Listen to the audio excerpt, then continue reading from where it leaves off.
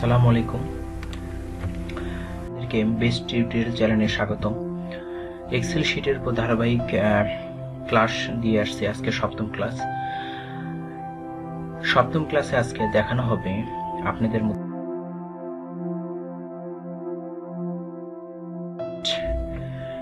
এর ভিতরে যে কাজগুলো আছে এগুলো খুব ইম্পর্টেন্ট। আপনাদের এক্সেল শিটের শুধু যে আপনাদের সূত্র বা অনেক নিয়ম কানুন বা হিসাবকে জানলে যে হবে তাও না।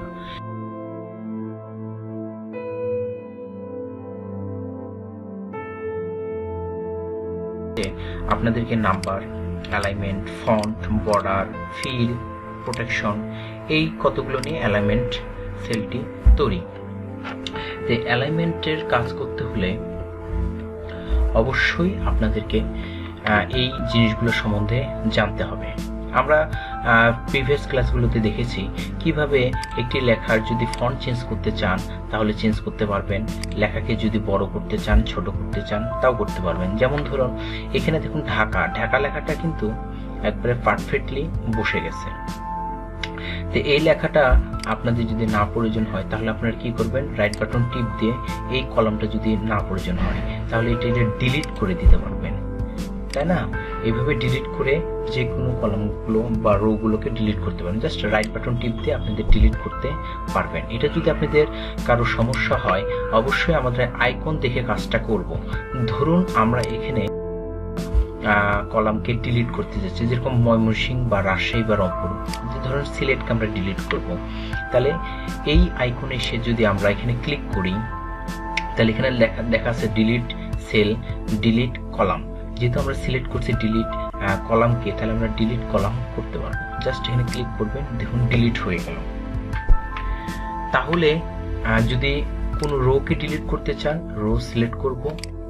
যেমন ধরুন আপনার 4 নম্বর রোটা সিলেক্ট করেছি, তাহলে এখানে ডিলিট শিট রো, যদি এখানে ক্লিক করেন তাহলে রোটা ডিলিট হয়ে যাবে। আর কোনো কলাম যদি নতুন করে তৈরি করতে চান বা রো তৈরি করতে চান তাহলে পাশে আছে দেখেন ইনসার্ট যদি এখানে কলাম দিয়ে দেন তাহলে নতুন একটা কলাম ক্রিয়েট হবে। দেখেন আগে ছিল কি এখানে একটা সি এবং এইচ এর মধ্যে একটা নতুন রো কলাম ক্রিয়েট করব। তাহলে ক্লিক করে আপনারা যদি কলামে ক্লিক করেন তাহলে নতুন একটা কলাম ক্রিয়েট হবে।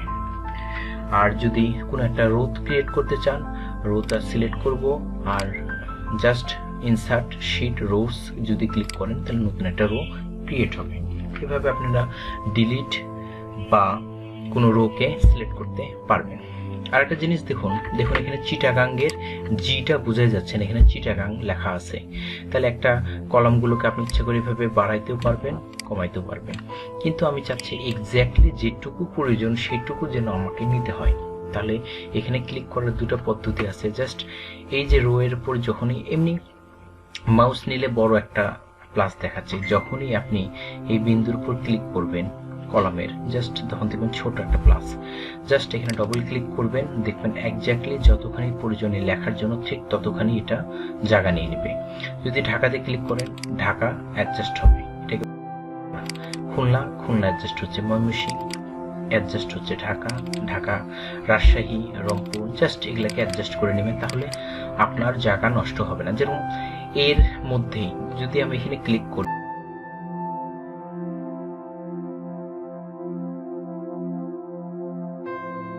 তাহলে দেখুন আমার বরিশালটা কিন্তু বাইরে চলে গেছে, অর্থাৎ এই পেজের বাইরে। তাহলে প্রিন্ট করার সময় কিন্তু আমার এটুকু নিবে না। তাহলে এগুলাকে যদি অ্যাডজাস্ট করা না শিখেন বা অ্যাডজাস্ট যদি না করতে পারেন তাহলে কিন্তু আপনার প্রিন্ট এরিয়া সিলেক্ট করতে পারবেন না, আবার প্রিন্টও দিতে আপনার সমস্যা হবে। সবচেয়ে ইম্পর্টেন্ট অ্যালাইনমেন্টের কাজ দেখাতে চাচ্ছি। তার আগে একটা ছোট্ট জিনিস দেখিয়ে দিই কিভাবে এই এরিয়াটাকে সিলেক্ট করে আপনি এর মধ্যে আপনি বর্ডার দিয়ে দিতে পারবেন। জাস্ট বর্ডারে ক্লিক করলে আপনি যদি অল বর্ডার ক্লিক করেন তাহলে এই অংশটুকু সিলেক্ট হয়ে গেল। আর এই লেখা যদি আপনি কালার দিতে চান তাহলে এরকম কালার দিয়ে দিবেন। এটা খুবই সিম্পল জিনিস, সেগুলা জাস্ট একবার দেখালে আপনি পারবেন, তাই না? আমি চাচ্ছি যে এখানে আপনার লেখাগুলোর কিছু ভ্যারিয়েশন কাজগুলো দেখাতে। তার মধ্যে একটি কাজ হচ্ছে, দেখুন এটা হচ্ছে একটা লেখাকে ধরুন ঢাকাকে আমি যদি সেন্টারে নিতে চাই তাহলে কিভাবে করবেন, এই যে সেন্টার নামে যে অপশনটা আছে এখানে জাস্ট অ্যালাইনমেন্টের সেন্টারে ক্লিক করলে এটা সেন্টার হয়ে যাবে। আপনি যদি খুলনাকে সেন্টারে আনতে চান, দেখুন খুলনা সেন্টারে চলে আসবে। কিন্তু আমি রোটাকে যদি বড়, এখন এই ঢাকা লেখা, চিটাগাং লেখা, খুলনা সবগুলো কিন্তু নিচে চলে আসছে। এটা কিন্তু একটা বক্সের মিডল পয়েন্টটা আনতে হবে। তাহলে আপনি যদি এখান থেকে আনতে চান তাহলে কিভাবে করবেন, জাস্ট এই জায়গাতে ক্লিক করবেন। দেখুন এটা সেন্টারে চলে আসছে, এটা দিলে নিচে, এটা দিলে উপরে যাবে। জাস্ট সেন্টার এটাতে যদি ক্লিক করে দেন তাহলে হবে কি, আমার লেখাটা জাস্ট মিডল পর্যায়ে আসছে, একবারে যেখানে থাকতে সেন্টার সেখানে চলে এসেছে। এইভাবে আপনি যে কোনো লেখাকে যদি সিলেক্ট করে যদি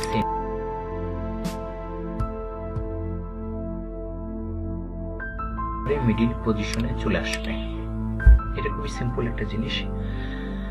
এখন আরো কিছু কাজ দেখাবো। যেমন ধরুন এই লেখাটা আপনারা হয়তো ভাবতেছেন যে এই লেখাটা তো যে কোনো সময় অ্যাডজাস্ট করা যাবে। আমি এই লেখাটা যদি বড় করে দিই তাহলে হবে কি, আমার অনেকখানি জায়গা নিচ্ছে, এতখানি জায়গা নিয়ে নিছে বরিশাল। দেখুন আমার এটা 2টা পেজ সহ জায়গা নিছে। তাহলে আমি যদি এখানে প্রিন্ট করতে চাই, প্রিন্ট এরিয়াটা শুধু আমার একটু, তাই না? আমি যদি এখানে কন্ট্রোল পি দিই বা প্রিন্ট এরিয়া দেখতে চাই তাহলে দেখুন একটুকু নেবে, আমার শুধু খুলনা পর্যন্ত নিয়েছে, আদারগুলো কিন্তু নেয়নি। তাহলে কি সমস্যাটা হচ্ছে আমি এগুলাকে আমি চাচ্ছি আমার একটা পেজে নিয়ে আসতে, জাস্ট একটা পেজে আপনার পুরো কাজটাকে নিয়ে আসতে চাচ্ছি। এই জন্য আপনাদের করতে হবে কি, এই যে দেখেন অ্যালাইনমেন্টের ভিতরে এখানে একটা অপশন আছে, এই কাজটা খুব ইম্পর্টেন্ট। সেটা কি আমি দেখাতে চাচ্ছি। আমি যদি জাস্ট এটাকে সিলেক্ট করে নিয়ে তাহলে এখানে যদি ক্লিক করি তাহলে দেখুন লেখাটা বাঁকা। আবার যদি এখানে ক্লিক করি লেখাটা দেখবেন আরেক ডিজাইনের। এখানে যদি এরকম ক্লিক করি তাহলে নিচ থেকে উপরে, আমি যদি এখানে ডবল ক্লিক করি সেন্টার, অর্থাৎ দেখেন সি আর জি সাজানো লেখা, মানে উপর টপ লেভেল থেকে রুট লেভেল পর্যন্ত চলে এসেছে। আপনি যদি রুট লেভেল থেকে যদি টপ লেভেল পর্যন্ত নিতে চান সেটাও হবে। দেখুন চিটাগাং থেকে দেখেন নিচ থেকে উপর দিকে চলে গিয়েছে। আপনি যদি উপর লেভেল থেকে নিচের লেভেলে আসতে চান সেটাও করতে পারবেন। এইভাবে অনেক কাজ করা যায়, তার মধ্যে আপনি যেটা পছন্দ সেটা নেবেন। তাহলে দেখবেন চিটাগাং থেকে নিচ থেকে রুট লেভেল থেকে লেভেল পর্যন্ত নিয়েছি। এখন যদি আপনি জাস্ট এই জায়গাতে ক্লিক করেন তাহলে দেখবেন এই লেখাগুলো অনেক ছোট হয়ে যাবে, একবারে এক পেজে আনা যাবে। এটা দেখুন চলে আসছে, অ্যাডজাস্ট হয়ে গেছে। এখানে যদি লেখাটা ছোট করে দেন তাহলে হবে, দেখুন এত বড় বড় লেখা জাস্ট এক পেজে নিয়ে চলে এসেছে। এইভাবে আপনি দেখেন অনেক বড় একটা শীটের কাজ যদি করতে চান এক পেজে আনাটা খুব টাফ। এইভাবে আপনি এই অপশনটি ইউজ করে আপনি যে কোনো লেখাকে আপনি রুট থেকে টপ লেভেল থেকে রুট লেভেল, যে কোনো অ্যাঙ্গেল। আর একটা জিনিস দেখিয়ে দিই, এখানে যদি আমি এখানে ক্লিক করি অপশন আছে দেখেন, এটা হচ্ছে আপনার 90 ডিগ্রি 60 ডিগ্রি অর্থাৎ ডিগ্রি আকারে। আপনি যদি একটা লেখাকে যদি আমি এখানে লেখাটাকে সিলেক্ট করি, আপনি যদি জাস্ট এখানে ক্লিক করেন তাহলে এই লেখাটাকে যদি আপনি বলেন আমি 90 ডিগ্রি এখন হয়েছে, আমি 45 ডিগ্রি অ্যাঙ্গেলে ঘোরাবো, 45 দিয়ে দিলাম, ওকে দেওয়া মাত্র এটা 45 ডিগ্রি অ্যাঙ্গেলে ঘুরছে। আবার যদি মনে হয় আপনি এটাকে 60 বা 70 ডিগ্রি ঘোরাবেন, 70 ডিগ্রি এটা ঘুরলো। আবার যদি আপনি মনে হয় এটাকে আপনি 90 ডিগ্রি কোণে ঘোরাবেন, এই যে দেখুন 90 ডিগ্রি কোণে এটা ঘুরছে। আপনি এইভাবে যে কোনো একটা লেখাকে যে অ্যাঙ্গেলে ইচ্ছা সেই অ্যাঙ্গেলে আপনি ঘোরাতে পারবেন। এটা হচ্ছে অ্যালাইনমেন্টের সবচেয়ে ইম্পর্টেন্ট একটি কাজ। অ্যালাইনমেন্টের পর এখন ফন্ট আপনি ইচ্ছা মতো চেঞ্জ করতে পারবেন। আপনার যে কোনো ফন্ট যদি আপনি পছন্দ হয় সেই ফন্টটাকে সিলেক্ট লেখা দেখাবে। এটা ইটালিয়ান নেবেন না, রেগুলার নেবেন না, বুলেট নেবেন না, বুলেট ইটালিয়ান নেবেন করতে পারবেন। বুলেট দিলাম। আমি এখানে যদি ফন্টার সাইজ যদি বলে দিই হচ্ছে ধরেন 14 বা 16 করে দিলাম, তাহলে এখানে ওকেটা মাত্র দেখবেন এটা 16তে হয়ে গেল, বোল্ড হলো, আপনি লেখাটা ছোট হলো। এইভাবে আপনি ইচ্ছা করে যে কোনো ফন্ট এটা সিলেক্ট করতে পারবেন। বুঝা গেছে? এখন আরেকটা ইম্পর্টেন্ট জিনিস দেখাই। ধরুন আমি এখানে কোনো একটা টাইটেল দিব, আপনাদের টাইটেল ধরেন একটা বড় টাইটেল দিলাম যে বাংলাদেশের পরিচিতি বা লিস্ট অফ ডিভিশন, তাই না? তাহলে আপনি লিস্ট অফ ডিভিশন যদি দিতে চান, ধরুন আপনি একটা এখানে টাইটেল দিবেন, যে কোনো জিনিসের একটা টাইটেল দেওয়া খুব ইম্পর্টেন্ট টাইটেল দেওয়া। তাহলে এই টাইটেল যদি দিতে চান তাহলে আপনাকে এখানে এই অপশনটা ইউজ করতে হবে, মার্কস অ্যান্ড সেন্টার। এখানে অনেকগুলো অপশন আছে। একটা হচ্ছে দেখেন, প্রথমে হচ্ছে মার্কস সেন্টার। ধরুন মার্কস অ্যান্ড সেন্টারে ক্লিক করা মাত্র এই পুরো বক্সটা নিয়ে কিন্তু একটা বক্স তৈরি হয়েছে, পুরো সেলগুলোতে নিয়ে কলাম বা রো নিয়ে একটা বক্স তৈরি হয়েছে। এখানে আপনি যেটা ইচ্ছা সেটা লিখতে পারবেন।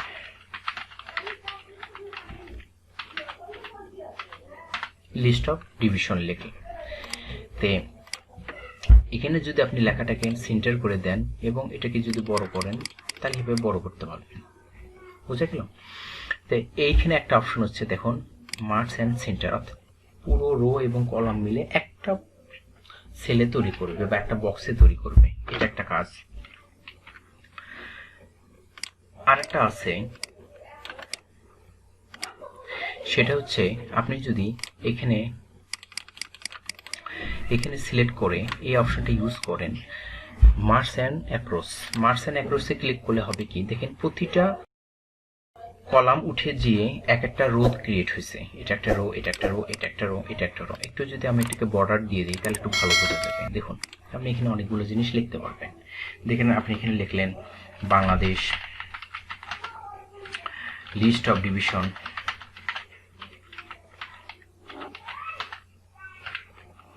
তাই না? এখানে আপনি লিস্ট অফ ডিভিশন লিখতে পারবেন। তাহলে এইভাবে আপনি যে কোনো জিনিস এখানে লিখতে পারবেন। এখন এটাকে যদি আমি সেন্টারে আনতে চাই, জাস্ট এখানে ক্লিক করে আমি সেন্টারে নিয়ে আসলাম। এখন এটা দেখুন বাংলাদেশের লেখা, বাংলাদেশ এবং লিস্ট অফ ডিভিশন একটা দেখেন রোয়ে রূপান্তর হয়েছে। বুঝা গেছে? এখন আপনি যদি এখানে এইটাতে ক্লিক করেন মার্কস অ্যান্ড সেন্টার, পুরোটা যদি মার্কস অ্যান্ড সেন্টার ইউজ করেন, এই যে মার্কস অ্যান্ড সেন্টার সবগুলো নিবে, কিন্তু একটা বক্স নিবে এবং ওই লেখাটাকে আপনার নিয়ে যাবে। ধরুন আমি এখানে লিখলাম শুধু বাংলাদেশ লিখলাম,